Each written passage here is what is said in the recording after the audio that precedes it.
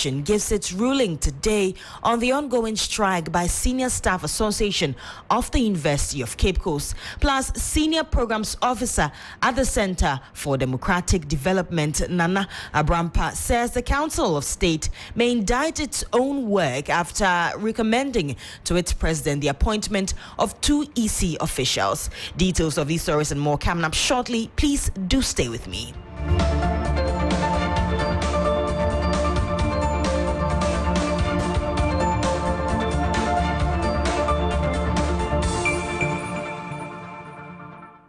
Welcome back. My name is Judith Tandoh. We start with our first story. An organized labor is set to have an emergency meeting today over the ongoing alternative domestic debt exchange program. Now, this development is in the wake of fresh proposals made by the Minister of Finance, Ken Ofori-Atta. The Finance Minister is inviting the Board of Trustees of pension funds to permit pension funds to be added in the new proposal. Now, organized labor had long maintained it would not participate in the restructuring program. However, yesterday, the Civil and Local Government Staff Association of Ghana, CLOGSAG, broke away from an earlier agreement with the group to declare their interest in the new proposals. Ahead of the meeting today, political science lecturer at the University of Ghana, Professor Ransford Jampo, has urged organized labor to close its ranks. I was a bit disappointed to learn about the CLOGSAG decision, but the point is CLOGSAG is CLOGSAG. TUC, UTAC. There are various labor unions, and we can take our individual decisions. But what would be helpful is for all of us to close our ranks and to learn to speak with a common voice on some of these pertinent issues.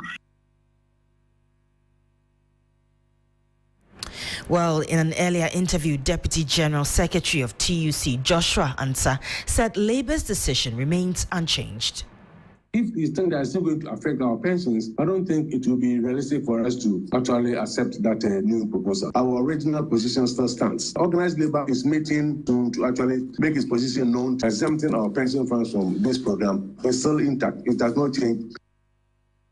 Let's still stay on labor because the National Labour Commission, NLC, is expected to give its ruling today on why striking Senior Staff Association of the University of Cape Coast embarked on strike despite an earlier direction to stay execution.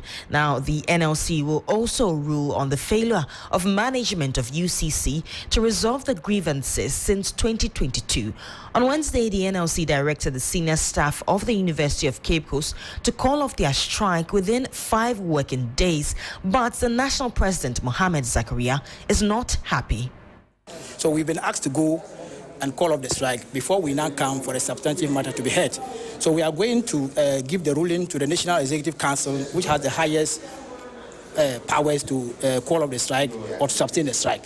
So until the ruling is available, we will not be able to say anything except that we have to send the letter to the National Executive Council for consumption and interpretation. How soon are you doing this? Yeah, we are told that by tomorrow the ruling will be out. So by close of dates, once you call off your strike?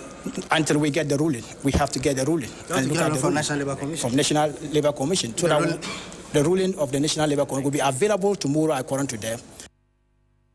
And that was National President Mohamed Zakaria speaking to our Labour correspondent Daniel Opoku. Now to some other news now, and Senior Programs Officer at the Ghana Center for Democratic Development, CDD, Paul Nana Kwabena Abrampa Mensah, says now the Council of State may be shooting itself in the foot if it indicts its own work after recommending to the President for the appointment of 2 EC commissioners. Now the National Democratic Congress petitioned the Council of State to reconsider the appointment of Dr. Piahene and Hajia Salima to the EC board, alleging one of them has a strong affiliation to the ruling New Patriotic Party.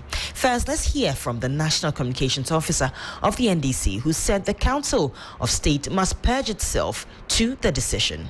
The purpose of the letter we sent to the Council of State is not to if you like, we are not seeking the removal from office of these members. Neither are we seeking their resignation through this letter.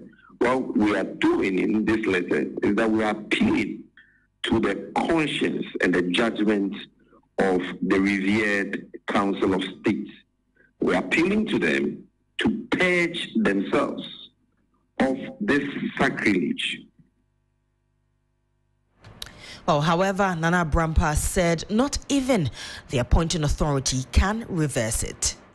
I'm not sure the call, what the impact the call could have, because the Council of State has completed its constitutional duty, and there's no obligation in the Constitution that asks the Council of State to call back and advise the President to undo any confirmation. And secondly, per the tenets in the Constitution, after affirmation and confirmation of commission members, the appointing authority itself can never undo what is done.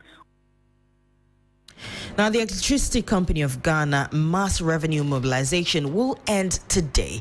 The exercise, which began on March 20, has seen a number of state institutions cut off power grid for non-payment of bills and several millions retrieved.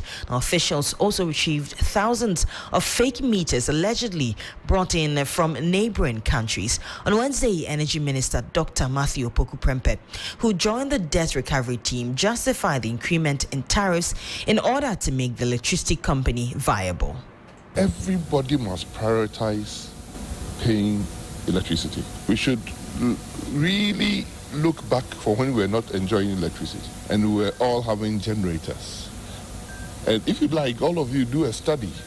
Switch off your ECG, prepayment system, don't pay for 1 month, and use generator for 1 month and compare the bills. Last year and this year, everything has increased. Your house rent has increased, your food cost has increased, your transportation cost has increased.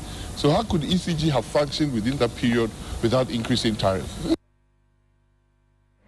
Now, move on to some other stories. And a former dean of the School of Communication Studies, Professor Audrey Gajapo, says there's a state capture of media houses because many politicians have acquired these media houses and are not showing their faces. This is partly contained in the State of Ghanaian Media report released by the School of Communication Studies. According to the report, is very, very extensive, and that partly accounts for why we have such an oversaturated broadcast sector, because with every alternation in power comes political influencers who want to obtain media authorization in order to increase their sphere of influence. So, of concern is the politicization in the media, in media ownership, and the fact that it's opaque. Let's do some politics now. And a flag bearer hopeful of the governing New Patriotic Party, Alan Tremantin, is intensifying campaign and is bid to lead the party to break the 8. There's more in this report. In what has been seen by some as attempts to make inroads into the Muslim community, Alan Tremantin organized a feast to break fast with Muslims in the Ayawaso West Wogon constituency.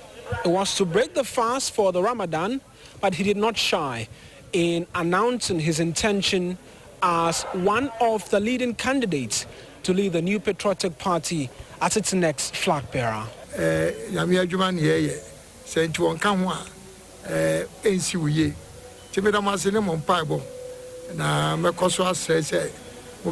I continually ask for your prayers in these times of the Ramadan as you fast and seek the presence of Allah. I ask that you remember me in prayers. We are one family, but Ayawaso West Wogon is my constituency and the foremost family I have within the NPP. Ayawaso West Wogon has said, Now let's do some entertainment now. And legal brain and copyright lawyer Judith Tandoh has been sharing his thoughts on Obrafo's suit against Drake. Now the rapper's suit in a U.S. court for $10 million over copyright infringements. Now lawyer Judith Tandoh is of the view that Obrafo's legal team have put together a compelling case and stand a good chance of winning the case. Cut, blood, kill a cut. Kill a cut, blood, kill a cut.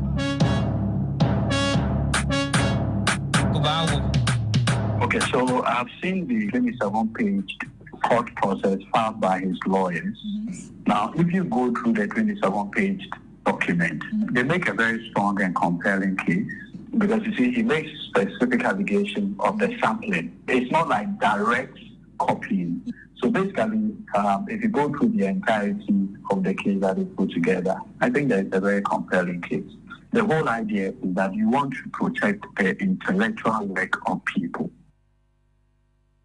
And that's how we wrap up the 6 a.m. news here on 3FM 92.7. My name is Judith Tandoh. Do stay tuned. Sunrise